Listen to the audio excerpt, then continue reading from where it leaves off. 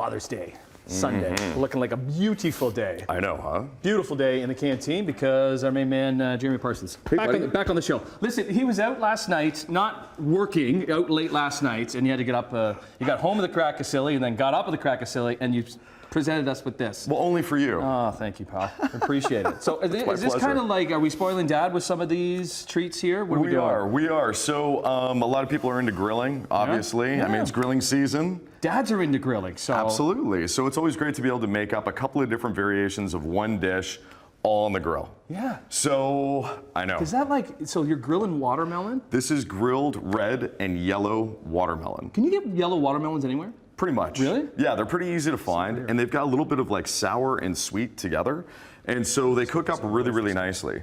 And look at this. Oh, I just wanted to make sure that they got the shot. There we go. So the biggest thing when you're grilling fruits, keep the top up. Yeah. You need to let the water evaporate, otherwise it doesn't char. And really hot. Super high. So just spray with some olive oil, face down with the flesh down, let it cube, but you gotta leave the top up, otherwise it gets mushy and it doesn't char. What do you use? What are you using it for then, once you do it? So I'm using that for a salsa. So we're gonna do two different types of a nice little bruschetta, but then also, if you got some left over, you can make a salad. So I've got seared steak, grilled watermelon, and just sauteed leeks. That's it. What kind of steak are you using? So I'm using, this is a tri-tip. What's that? So a tri-tip is sort of the bottom of the tenderloin, and it's super, super tender. But the nice thing is you marinate it overnight, it comes out great, you sear it on high, it's got a great temperature, you always want to make sure that it's nice and rare so that it looks beautiful, then also it's easy to bite into when you're doing a crostini, right? Crostini, yeah, because then you don't want it pulling. No, right? And you don't want that. So you don't want any sinew, but you want all that flavor. Okay. So that's what I've got on there, along with some king crab. So essentially everything goes on the grill, everything comes up, chop up the salsa, put it on there. But if you want something a little bit bigger, let's do a salad. So I've got some huge shrimp, which you are now going to slice up. So I'm going in like this? Right like that. Butterflying Look at you, them. you little pro. Huh? So you're just gonna butterfly like it. We've got a little bit of mesclun salad, and then a little bit of crostini. So am I putting it, how am I putting it up? Like that? Like face down like that? My lord, right you know on how there? to plate. Okay, and then this is we've the got salsa. the watermelon salsa. So what's all in this salsa? So this is grilled watermelon, the yellow and the red, sauteed leeks, a little bit of scallion, and then choose any kind of seasoning you want. You can do tagine.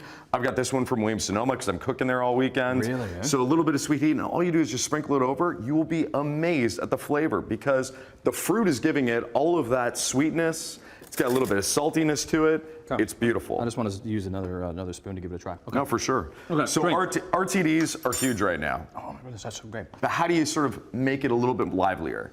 Blood orange ice cubes. Put that into one of those silicone molds. You can find those anywhere right now. So it's just chopped up blood orange and a little bit of water. Did you leave the rinds in there? Everything is in there. Everything is in there. Everything. It freezes up super quick. Not only that, it infuses into the cocktail. So you've got great flavoring going in here. This is Vice Smash. It's got some ginger and some pomegranate. Okay. And then we got grilled peach. I know, you got to taste. I got that. It's here. And then we got the grilled peach. Can you get these LCBOs? It's all at the LCBO. Okay. Yep. We only got a minute. Okay, no problem. Let's make this cocktail because you're making the cocktail with something pretty special.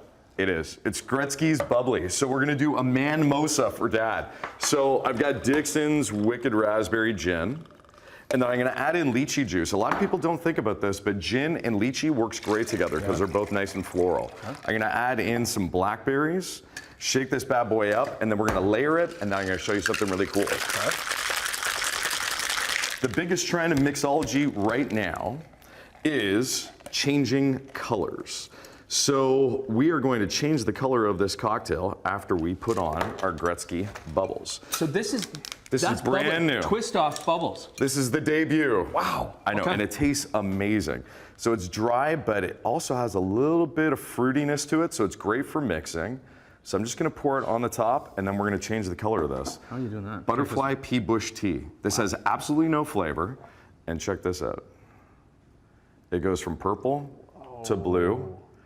It doesn't add any kind of flavor to it. It just looks amazing. And it is full. This is a two-hander. Cheers. Are we ready? Cheers. Happy Father's Day. Happy Father's Day to your dad. Thank you, sir. Yeah, we'll be back.